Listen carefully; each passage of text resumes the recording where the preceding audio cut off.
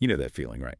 Yeah. You're looking for a quick wellness tip, maybe on sleep, maybe stress, Mm-hmm. and suddenly you're just scrolling and scrolling, lost down some internet rabbit hole. Oh, absolutely. We all want reliable answers, but, without all that digging. Exactly. Yep. So today on the deep dive, we're looking at that exact problem. How can we get to trustworthy wellness knowledge more Mm-hmm. easily, more directly? Well, what's really interesting here is this idea of taking a source people already trust, right? Yeah. No name, Yeah, and sort of reimagining how you interact with it, moving into a totally different space. precisely.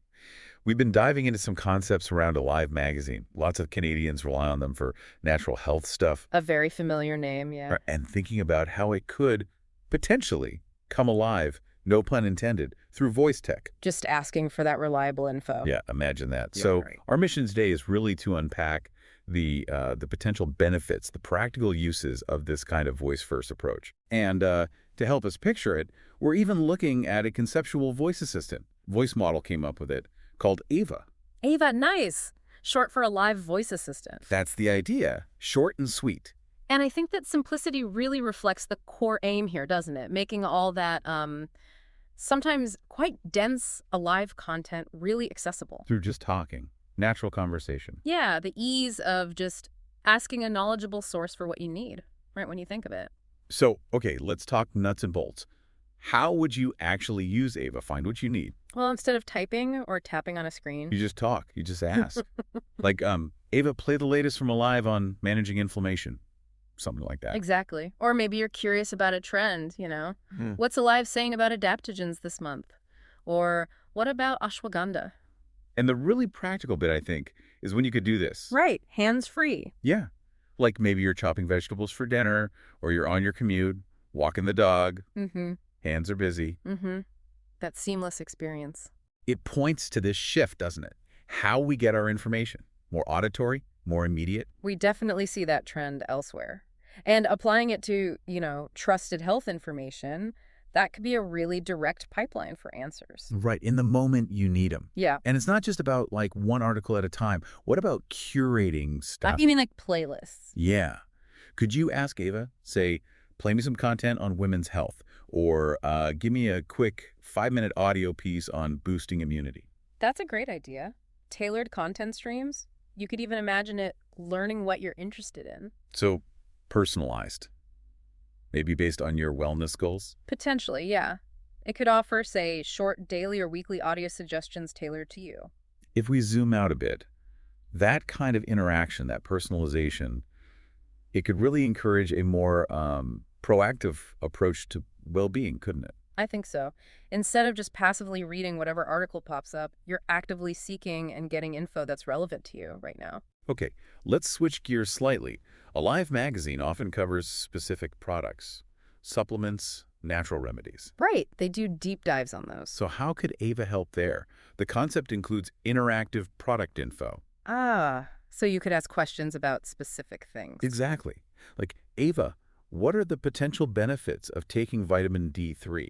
Or maybe explain the difference between omega-3 and omega-6. That could be incredibly useful, when you're standing in the aisle trying to decide. Mm-hmm. Making informed choices. Yeah, this really touches on empowering people with knowledge right at that point of decision, or even just when they're trying to understand how something fits into their routine. Giving them that clarity, that confidence. Yeah, absolutely. And it's not only for the person buying the stuff. Think about bringing Ava into, say, a health food store. Oh, for the staff, too. Yeah. Imagine it as a resource for them. Quick product details, maybe the latest research Alive covered. That makes sense. Quick training tool, almost. And for shoppers in the store, they could maybe ask a nearby tablet or device, Ava, is this product vegan? Or what does Alive say about using elderberry for colds? Yeah. It's like having a knowledgeable assistant right there on the shop floor. That really highlights how voice tech could enhance that whole retail experience in health and wellness. Making good info instantly available. For everyone involved, yeah. Better interactions, maybe even better service. Now, Alive serves a really diverse audience across Canada, and this Ava concept seems to recognize that. How so? Well, there's talk of multilingual support, English and French, obviously, for Canada, Okay, that's important. but also maybe offering like simplified explanations for people maybe learning English, or for neurodivergent users who process info differently. Oh, that's thoughtful. And crucially, just using voice automatically helps visually impaired users, right? Big accessibility boost. That is really significant, breaking down those barriers to getting vital health information. Voice could make Alive's content reachable for so many more people, different languages, different needs.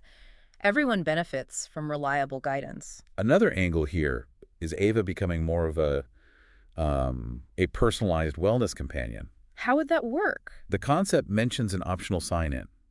If you opt in, it can maybe track what articles you've listened to. Ah, okay.